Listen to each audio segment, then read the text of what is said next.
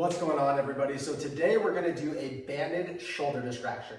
So what I've done is I've wrapped a band up on top of the pull-up bar. You can honestly strap it to anything you want. It doesn't have to be at such a hard angle too, but I leave them up here. I think it's just the most convenient for me. If you have a D-ring in your garage or whatever you can tie a band onto will work.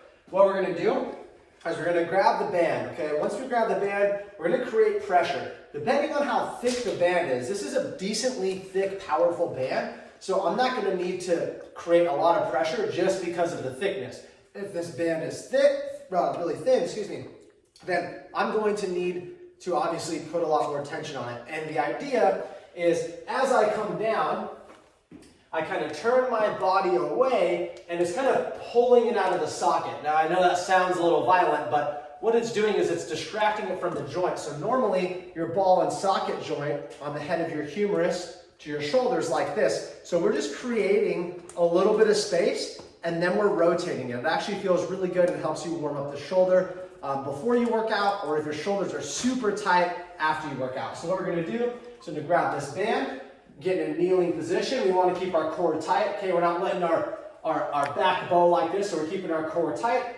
Okay, and we're kind of angling our body away like somebody's pulling me.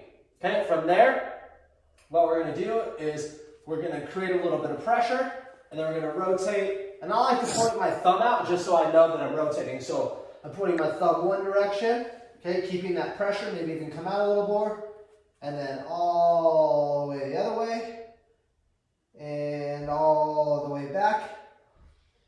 Keep in mind, it is important to kind of cut this angle, right? You don't want to be right here and rotate because, as you can see, my tricep actually isn't rotating a lot. My elbow's not rotating. My wrist is rotating, right? My wrist is rotating, but this part isn't. So this actual rotation within my shoulder.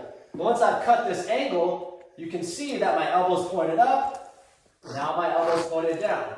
Now my elbow's pointed up. Okay, I'm going to get a lot more rotation in your shoulder. So you'll do that for the allotted reps and times, and then go to the other side.